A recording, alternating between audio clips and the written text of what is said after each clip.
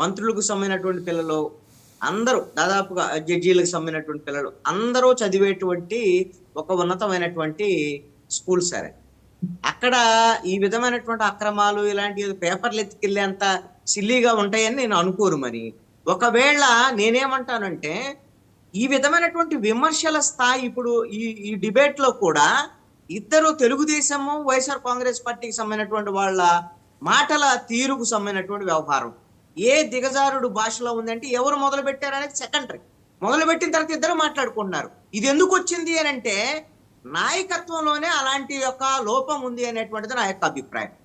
ఇది మీరు ఎందుకు ఈ మాట చెప్తున్నా అంటే ఇప్పుడు ప్రతిపక్షంలో ఉన్నప్పుడు నారా లోకేష్ 10వ తరగతి పరీక్షల్ని కరోనా సమయంలో వాయిదా వేయాలి అనేటువంటి దాని మీద ఆ రోజున విద్యార్థులకు సంబంధించినటువంటి ఒక ఇష్యూని తీసుకొచ్చి ఒక ఆ రోజున జూమ్ మీటింగ్ కండక్ట్ చేసినటువంటి నేపథ్యంలో ఆ జూమ్ మీటింగ్ లోకి మధ్యలో వచ్చినటువంటి వల్లభనేని వంశీ, కొడాలి నాని అప్పుడు మంత్రిగా కూడా ఉండొచ్చండి. వీళ్ళు నారా లోకేష్ ని కించపరిచేటువంటి విధంగా ఆ జూమ్ మీటింగ్ లోకి వచ్చి మాట్లాడు. అంటే నారా లోకేష్ లేవనెత్తినటువంటి అంశం ఏంది? ఆ రోజున విద్యార్థుల తరపున మాట్లాడేటువంటి ప్రయత్నం చేస్తే ప్రభుత్వంలో ఉండి బుల్డోజ్ చేసేటువంటి ప్రయత్నం.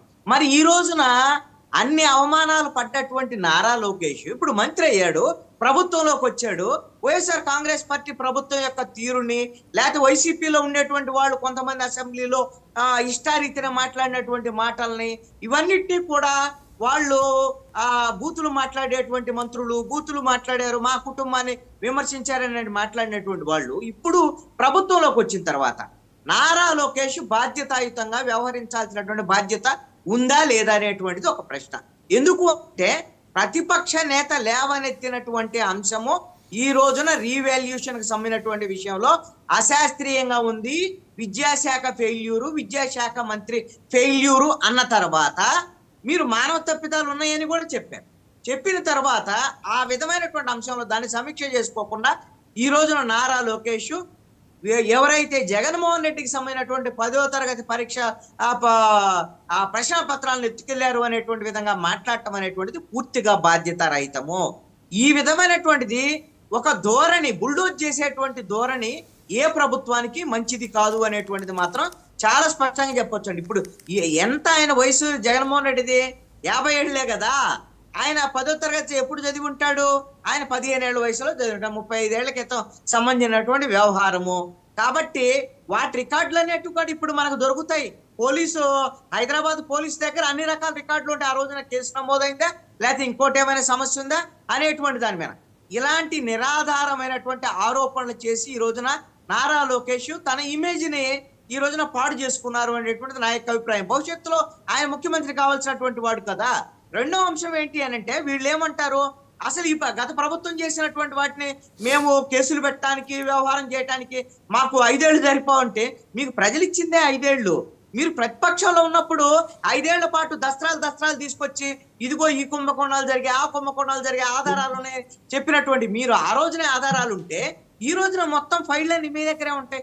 ఎన్ని సంవత్సరాలు చేస్తారు ఆ విధంగా? ఈ రోజున పిఎస్ఆర్ ఆంజనేయులు ఐపీఎస్ ఆఫీసరు జైల్లో ఉన్నాడు. ఏ కేసులో ఉన్నాడు? ఆయన జత్వాని కేసులో ఉన్నప్పటికీ కూడా ఈ రోజున ఆయన ఎదుర్కొన్నటువంటి అంశం ఏపీపీఎస్సీకి సంబంధించి గ్రూప్ 1 పరీక్షా పత్రాలకు సంబంధించినటువంటి వాల్యుయేషన్ విషయంలో ఏ వాచ్మెన్లతోనో చేయించారు లేకపోతే ఇంకోటితో చేయించారు, అర్హత లేని వాళ్ళతో చేయించారు అనేటువంటిది నేరారోపణలకు సంబంధించినటువంటి అంశం. అంటే తప్పులు జరిగినప్పుడు ఆ విధంగా కేసులు ఉన్నప్పుడు ఇప్పుడు 10వ తరగతి విద్యార్థులకు సంబంధించి ఈ విద్యార్థుల జీవితాలను తారుమారు చేసేటువంటి విధంగా ఈ విధమైనటువంటి రీవాల్యుయేషన్ కానీ వాల్యుయేషన్ కానీ జరిగినటువంటి పరిస్థితిలో దీనికి నారా లోకేష్ బాధ్యత వహించవద్దా ఆ విషయాన్ని చెప్పాలి తప్ప ప్రతిపక్షాన్ని బుల్డోజ్ చేసేటువంటి విధంగా మాట్లాడటం అనేటువంటి ఖచ్చితంగా ప్రభుత్వానికి సబబు కాదు. డిబేట్ లో కూడా దయచేసి మీరు ఆ విధమైనటువంటి విమర్శలు చేసుకోవటం వల్ల పరిధి దాటి మాట్లాడుకోవటం వల్ల సబ్జెక్టు పక్కదారి బట్టి తప్ప ఆయా పార్టీలకు వచ్చేటువంటి ఉపయోగం కూడా లేదు అనేటువంటి అభిప్రాయం. శేఖర్ రెడ్డి గారు, ఆల్రెడీ హైదరాబాద్ పబ్లిక్ స్కూల్ దాని మీద వాళ్ళు they are approaching the AP government. అంటే ఈ విషయంలో ఎందుకు ఇలా మాట్లాడాల్సి వచ్చింది? రాత్రే దానికి సంబంధించి public school management it has taken decision to approach the AP government and they are seeking a clarification. ఏంటి ఈ రకమైన ఒకవేళ అలాంటిది ఏదైనా ఉంటే ఇందాక కృష్ణాంజనేయులు గారు అంటే మహా అయితే 1989, 90 ఆయన 10th క్లాస్ చదువుంటారేమో.